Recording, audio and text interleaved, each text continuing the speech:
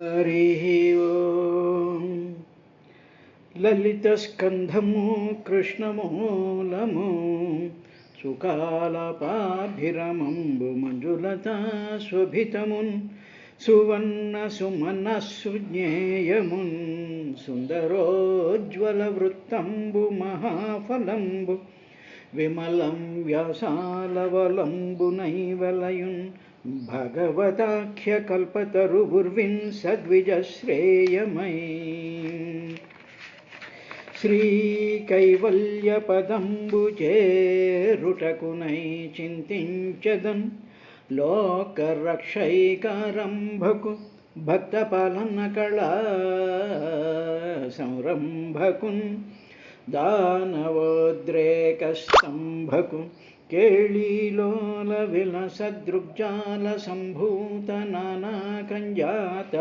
केळीलोलविलसदृग्जालसम्भूतनानाकञ्जातभवाण्डकुम्भकु महानन्दाङ्गनाडिम्भकुं वनरं ननयतिकनादिकौली उर्विन् पुराणावळुल् तेनुगुञ्जेयुचु మత్పురాకృతశుభాధిక్యంబుతానెట్టిదో తెనుగుంజేయరు మున్ను భగవతమున్ దీనింతెనింగించిన జననంబున్ సఫలంబు చేసద పునర్జన్మంబులేకుండగన్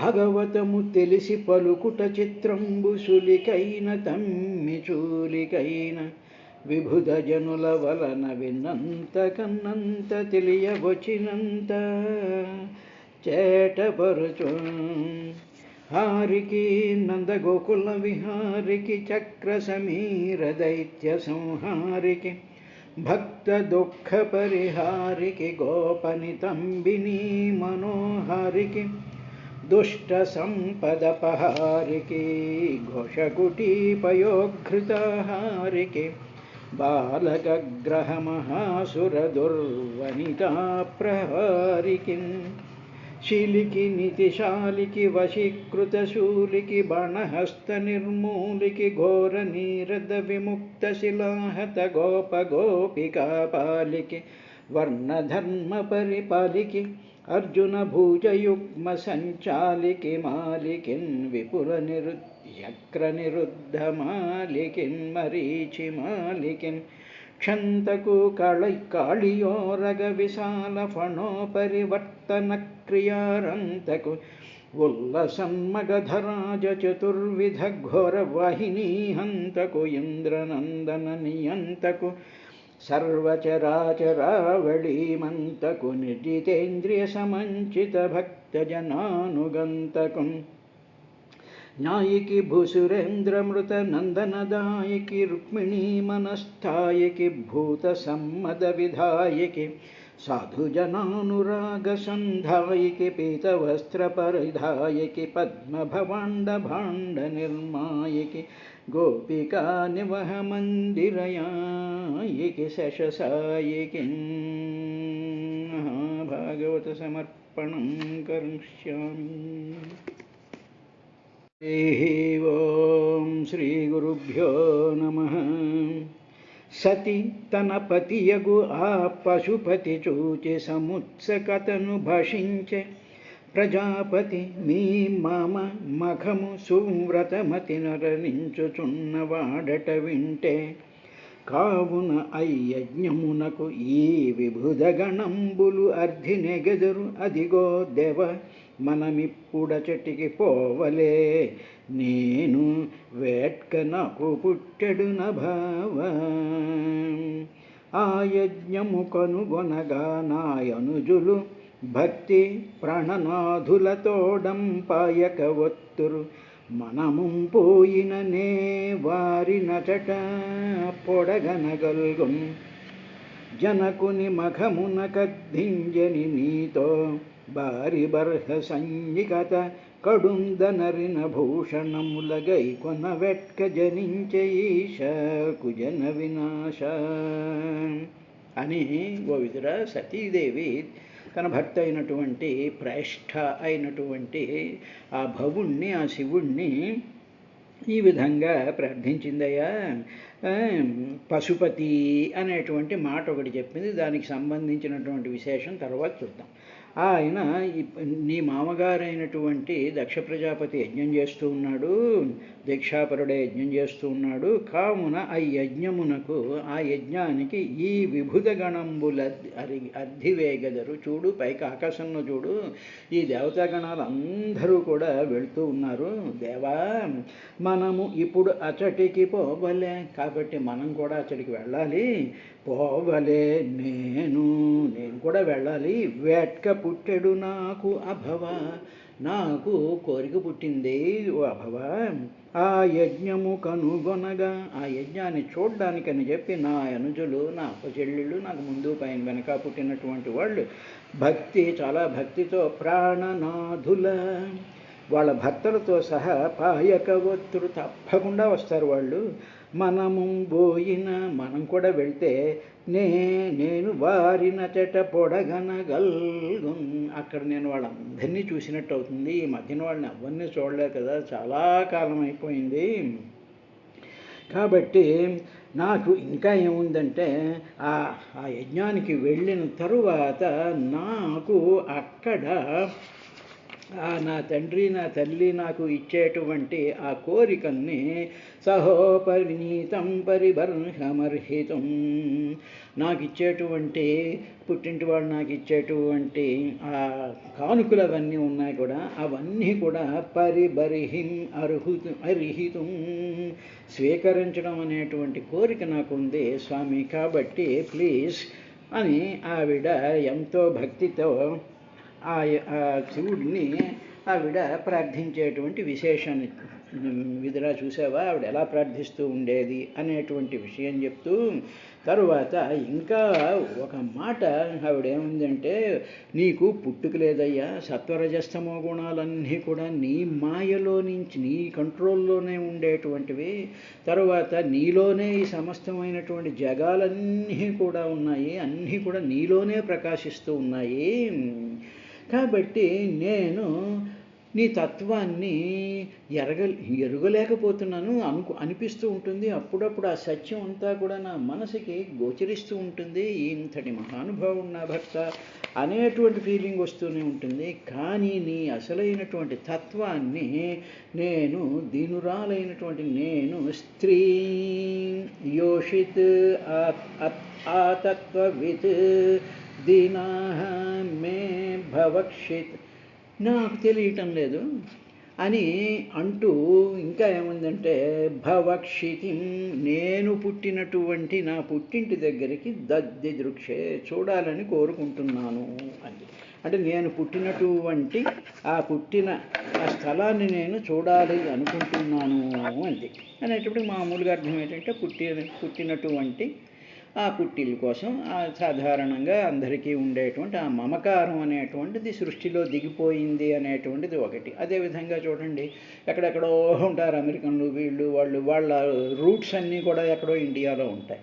వాళ్ళకి ఆ విషయం తెలిసేటప్పటికీ వాళ్ళ మనసుల్లో ఒక రకమైనటువంటి కోరిక కలిగి, నేను ఇండియాలో పుట్టంట, పలానా గ్రామంలో ఉన్నంట, మా పూర్వులందరూ ఇక్కడి నుంచి వచ్చారట అనేటువంటి ఫైండింగ్ ఆఫ్ రూట్స్ అనేటువంటిది ఒకానొక స్థితి మనకి మానవులందరిలోనూ కూడా ఉంటుంది. వంశవృక్షాలు, మన పూర్వులు ఎవరు, ఏమిటి, మనం ఎక్కడి నుంచి వచ్చాము, ఏమిటి అనేటువంటిది.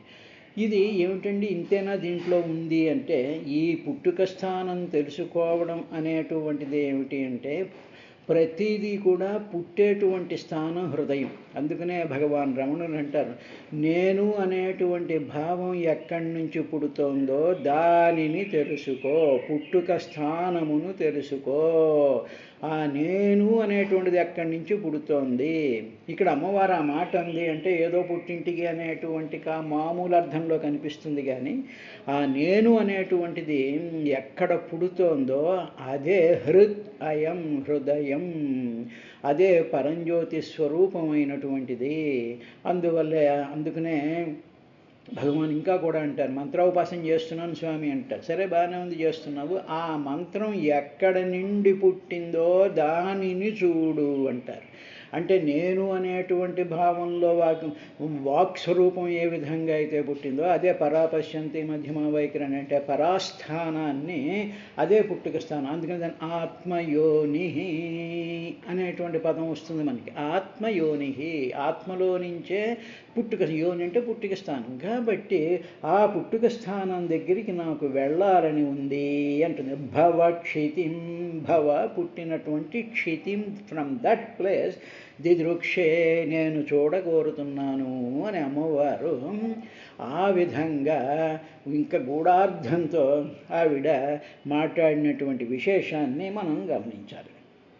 తరువాత ఇంకా ఆవిడ ఆ శివుణ్ణి ఇంకా పొగుడుతూ పశ్యా ప్రయాంతీరభవాన్యయోషితోత్యలంకృతాః కాంతసఖా వరూధశః యసాం వ్రజద్భిః శితికంఠమండితం నభో విమానైః కలహంస పాండుభిః.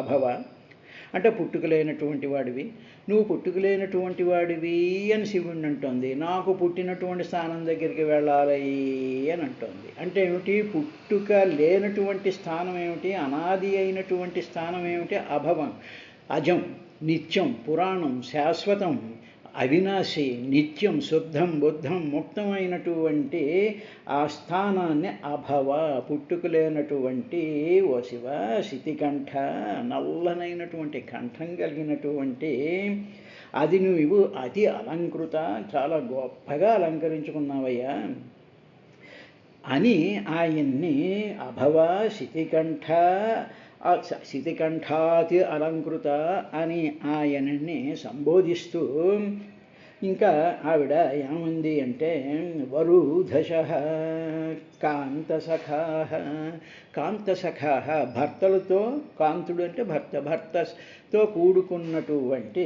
వరూధశః గుంపులు గుంపులుగా ప్రయాంతి అన్యయోషితః.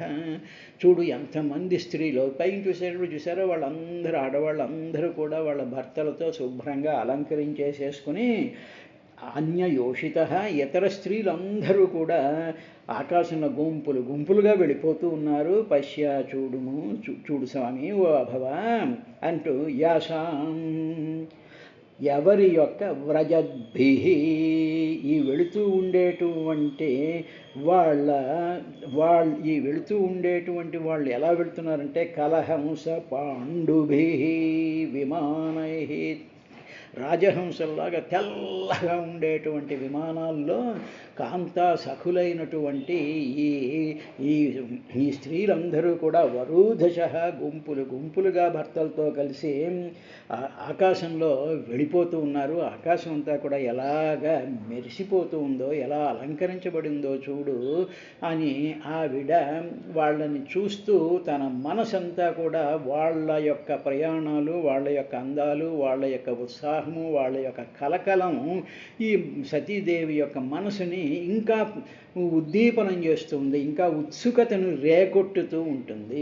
కాబట్టి అదే మన మామూలుగా బయట జరిగేటువంటి ఉత్సవాలు అవి ఇవి చూస్తూ ఉంటాం. మనం అలా చూస్తున్నాం అనుకోండి, అందరూ వాడు మంచి బ్రహ్మాండంగా పాడుతూ డ్యాన్సులు గేమ్సులు అవన్నీ చేస్తూ ఉంటే మనలోనూ కూడా ఉత్సాహం వచ్చేసేసి మనము తప్పట్లు కొట్టి, మనము ఏదో పూన్రాగాలు తీస్తూ, మనం ఏదో గొంతు కలపాలి, మనము చేతులు కలపాలి అనేటువంటి ఆ ఉత్సుకత సమస్తమైనటువంటి జీవరాశుల్లోకి కూడా అమ్మవారు అంటే ఆ శక్తి వల్ల ఇదంతా కూడా ఈ భూమండలంలో ఉండేటువంటి దానికి వచ్చేసిన తర్వాత ఇంకా ఆవిడ ఇంకా ఏముందంటే కథం సుతాయాః పితృగేహ కౌతుకం నిశమ్య దేహస్ఫురవర్యనేంగతే అనాహుత అప్యభియాంతి సౌహృదం భర్తుర్గురోర్దేహకృతశ్చకేతనం.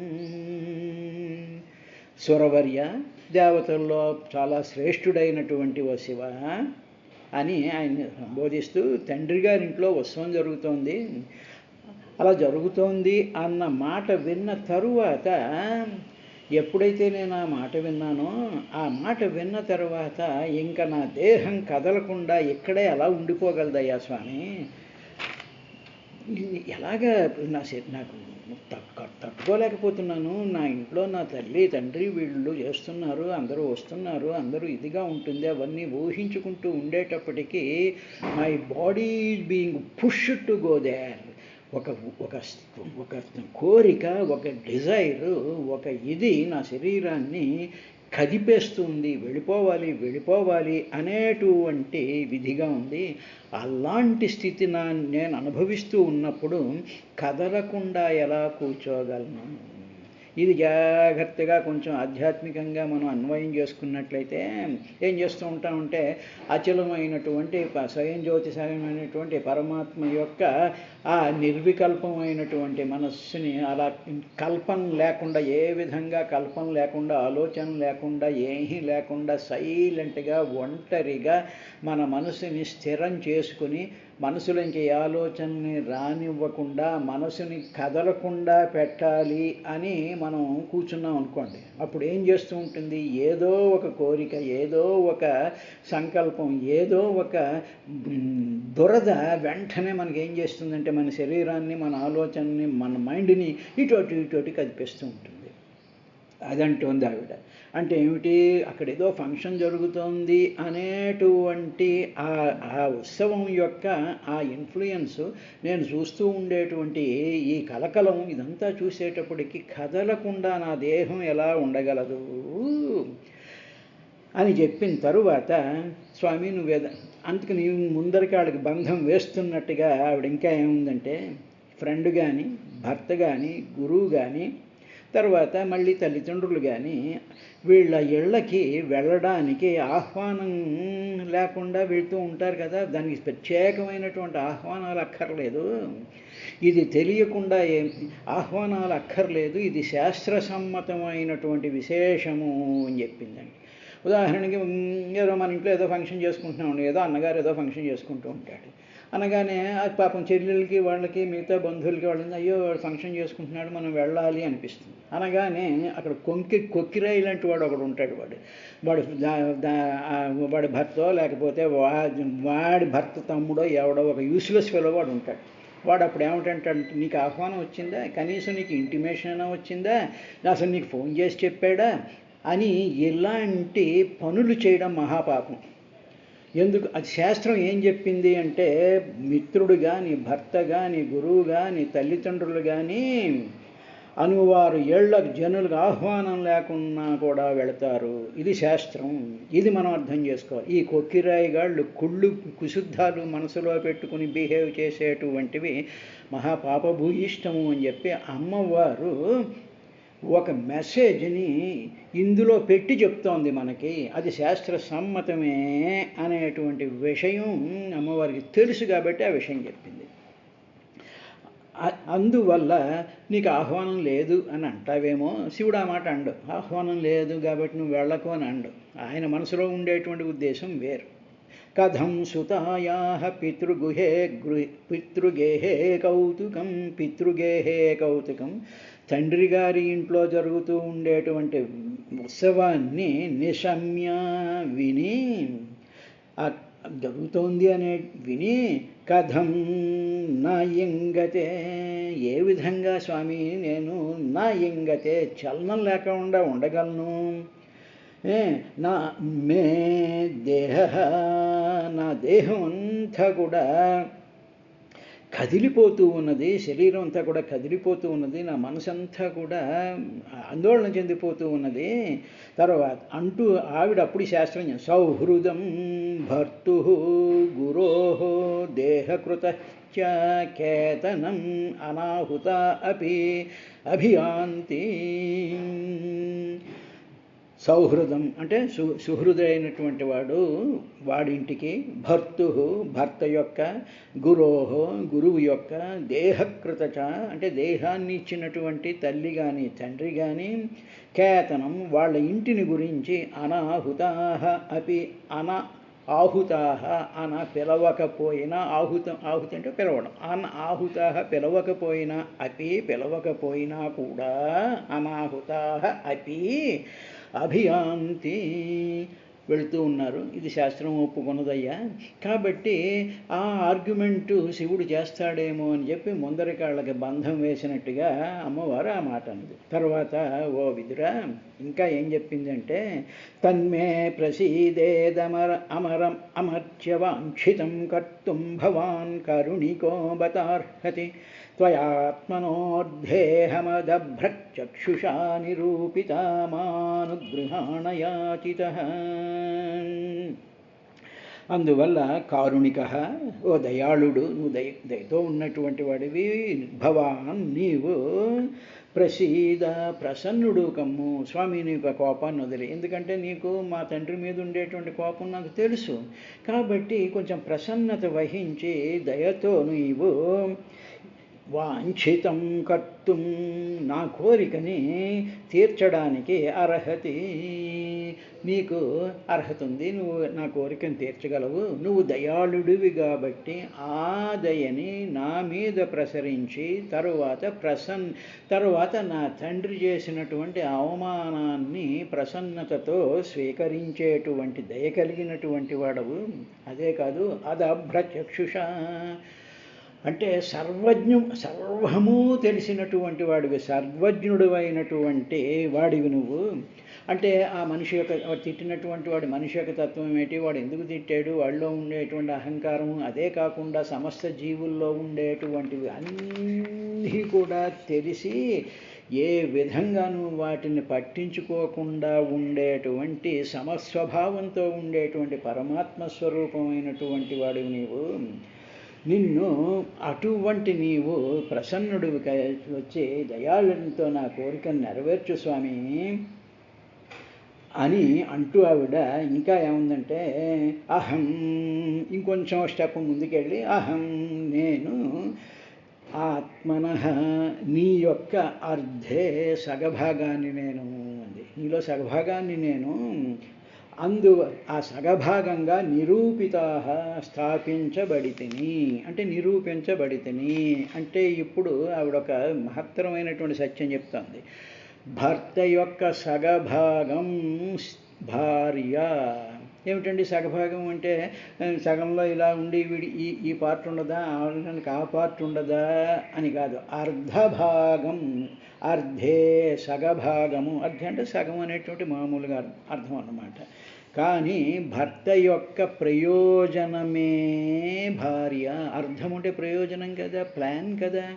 అర్ధ అంటే ఏమిటన్నమాట, అర్ధ అంటే ధనము. అంటే భార్య యొక్క భర్త యొక్క ధనమే భార్య అని నిరూపించబడింది. ధనం భర్తను ధన్యత చేసేటువంటిది అర్ధము. అంటే అర్ధ అంటే ప్రయోజనము. నీలో నేను ప్రయోజనం కోసం వచ్చినటువంటి దానిని. అంటే భార్య భర్తకు ప్రయోజనం కోసం ఎందుకు వస్తుంది అంటే, భగవంతుడి యొక్క కోరిక అయినటువంటి సృష్టి కార్యక్రమాన్ని, ఆ ప్రయోజనాన్ని నడిపించడం కోసం అని చెప్పి స్త్రీని భర్తలో అర్ధభాగం చేశారంటే ప్రయోజనం చేశారు. ఆ ప్రయోజనము సరే మామూలుగా అర్థం అంటే ఆయనలో సగభాగము. అదే శ్రీ మహావిష్ణువు గుండెల్లో పెట్టుకున్నాడు, సరస్వతీ దేవినేమో ఆయన పక్కన కూర్చోబెట్టుకున్నాడు అనేటువంటి విషయాలు మనకి పురాణాలు ఎన్నో చెప్తూనే ఉంటాయి. అందువల్ల ఆత్మనః అర్ధే నిరూపితా, నిరూపించబడింది అంటే స్థాపించబడింది, ప్రయోజనమైనటువంటిది అనేటువంటి చెప్పింది. కాబట్టి యాచితః నేను కోరాను కదా, మా అనుగ్రహణ నన్ను అనుగ్రహించు స్వామి అని ఆవిడ ఆ పరమశివుణ్ణి వేడుకుందయ్యా మైత్రేయ అని చెప్పిన తర్వాత అప్పుడు మైత్రేయుడు, సరే మహాస్వామి, ఓ మైత్రేయ మహర్షి, ఇంకా ఏం జరిగింది ఏమన్నాడు శివుడు, ఏమన్నాడు?